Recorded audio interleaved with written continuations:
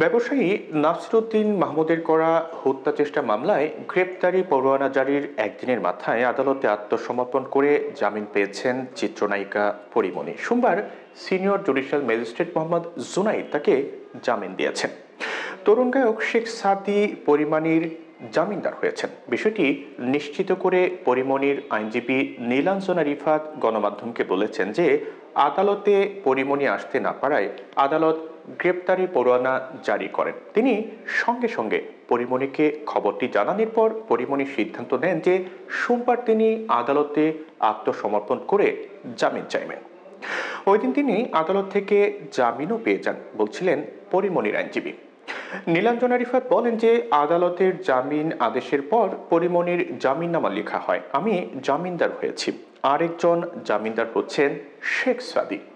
জামিননামাটি আদালতে জমাও দেওয়া হয়েছে।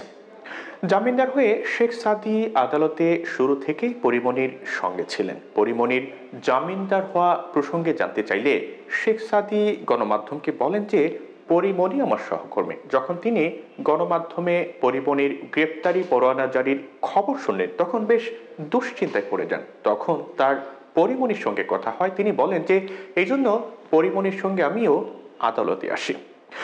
জামিন হওয়ার পর তার আইনজীবী একজন জামিনদার হন। আমিও আরেকজন জামিনদার হলাম। শেখ সাদী জানান, একই অঙ্গনে দীর্ঘদিন কাজ করার কারণে পরীমণির সঙ্গে বেশ আগেই তার পরিচয় হয়েছিল। তখন থেকে পেশাগত বিষয় নিয়ে তার সঙ্গে নিয়মিত কথাবার্তা হয়। তরুণ গায়ক শেখ সাদীর বেশ কয়েকটি জনপ্রিয় গান রয়েছে। ইউটিউবে এসব গানের ভিউ কোটি পার হয়ে গেছে।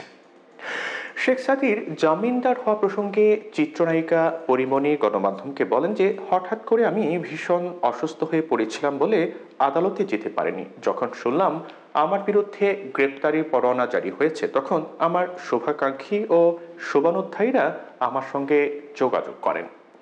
এমন পরিস্থিতিতে আমার বন্ধু বান্ধবরা আমাকে সাহস জুগিয়েছে। শেখ সাদীও আমার সহকর্মী। আদালতে শুনানির সময় সে ছিল।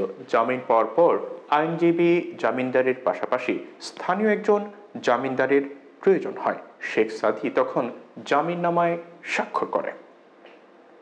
মূলত মারধর ও হত্যা চেষ্টার অভিযোগ এনে 2022 সালের 18 জুলাই ঢাকার আদালতে নালিশি মামলা করেন ব্যবসায়ী নাসিরুদ্দিন মাহমুদ। মামলায় তিনি অভিযোগ করেন যে 2021 সালের 8 জুন পরীমণি ও তার সহযোগীরা সাভারের বোট ক্লাবে ঢুকে ওয়াশরুম ব্যবহার করেন। পরে ক্লাবের ভেতরে বসে তারা অ্যালকোহল পান করেন। রাত 1:15 দিকে ক্লাব ত্যাগ করার সময় পরীমণি তাকে ডাক দেন। পরে একটি ব্লু লেভেল অ্যালকোহলের বোতল বিনামূল্যে দেওয়ার জন্য চাপ দেন। এতে রাজি না হওয়ায় পরীমণি তাকে গালমন্দ করেন। এক পর্যায়ে পরীমণি হত্যা চেষ্টার জন্য একটি গ্লাস ছুঁড়ে মারেন যা তার মাথায় ও বুকে লাগে।